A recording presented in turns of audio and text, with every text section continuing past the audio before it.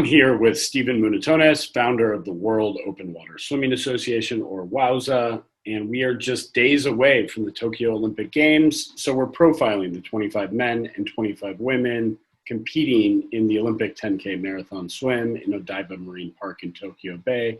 Today, we're talking about the Aussie Kareena Lee. Stephen, talk to us. Yes, Kareena Lee, 27-year-old from Noosa. That's on the Sunshine Coast in Australia. So it's really interesting. People who are swimmers who come from that area have this sort of, this yin and yang experience on the global open water swimming circuit.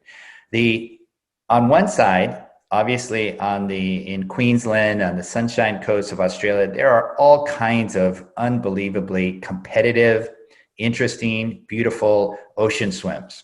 So you run in with the pack, you fight around the buoys, you compete men and women, you come in the surf. Again, everything comes down to a dead-on sprint.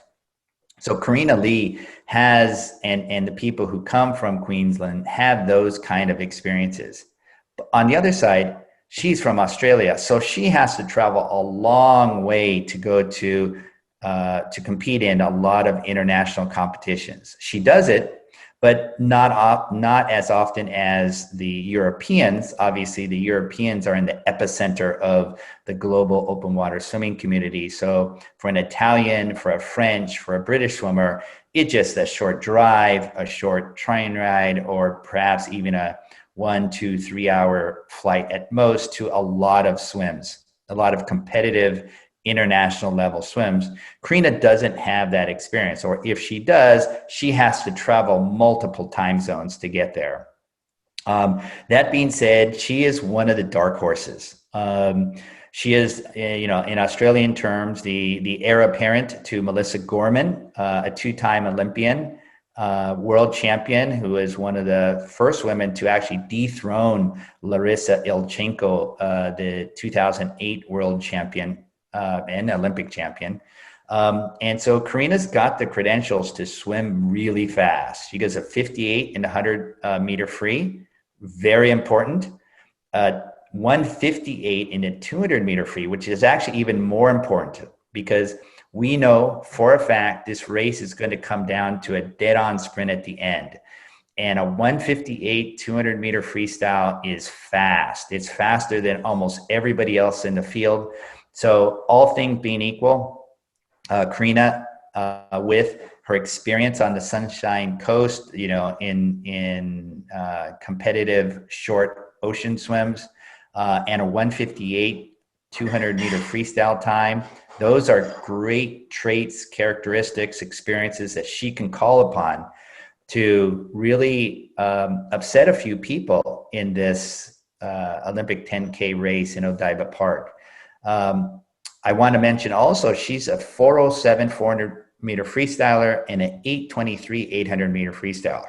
So nobody is going to swim away from her on either the second to last lap or the last lap. So she's going to be in the pack, and she has the closing speed that few other swimmers have in this field. Great.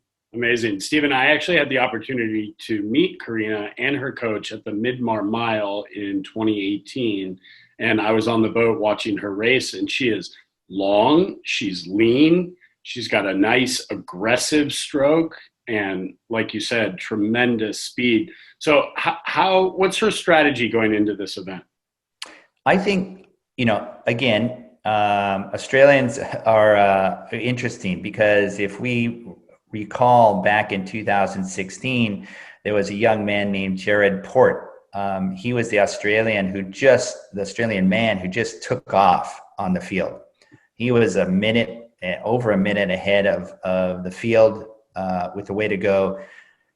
A really unheard of strategy. Now for him, the pack caught him up on the last lap, and I think he ended up 21st, 22nd or so. That strategy didn't work for him, unfortunately, but the Australians came up with that strategy. So what is the strategy that the Australian Brain Trust is going to come up with Kareena Lee is anybody's guess. Now, if I were advising her and knowing her pool speed, her 5,800 free to 158 200 free, you know, I try to hold back, you know, literally I would be out in front and try to hold back the pace. Now, I don't think that will be the case, but if all things being equal, if I were Kareena Lee, I would love it if the race came down to the last 200 to 400 meters all out sprint, because then odds would be in her favor. That's really interesting, Stephen. So you've mentioned this a couple of times now, where if you want to slow down the pace, the only way to do that is to go out really fast and be in the lead pack and have everyone deferring to your pacing and then slow it down, which is a little counterintuitive. It might be lost on some people watching open water swimming for the first time. Oh, it's absolutely true. I mean, if you look at cyclists, marathon runners, race walkers, etc., I mean, he or she who is in the front can dictate the pace. Now, of course, people will always, if they don't like that pace that the leader is setting, they will simply swim around you and pick up the pace. But that's okay. That's a perfect strategy, in my opinion. You're slowing the pace down. You are dictating the race, especially on a closed circuit course like in Odaiba Marine Park, where it's 7 tight loops. I mean, the swimmers in the lead, they can really slow it down. And if someone gets impatient and wants to swim around you, guess what? You tuck right inside them and draft off of their knees or hips or feet. You know, it's almost a no-lose situation. Great. Well, it's going to be fun to watch Kareena race. She's a racer. I've seen her in action. It's a lot of fun. So, Stephen, final prediction: where does Kareena Lee come out at the end of this 10K? You know, I just touted her ability to close. I don't think with this group, the top 10, 12 women, I think they're just going to punish each other, just really go after it. And in that case, I always have to defer to the women with the most experience or the greatest stamina. And I think Kareena gets close to the top 5, but not really there. She qualified 7th in the Olympic qualifier, which was the 2019 World Championships. And I think she finishes around that same position. All right. We look forward to watching August 4th. Thanks so much, Stephen. You're welcome.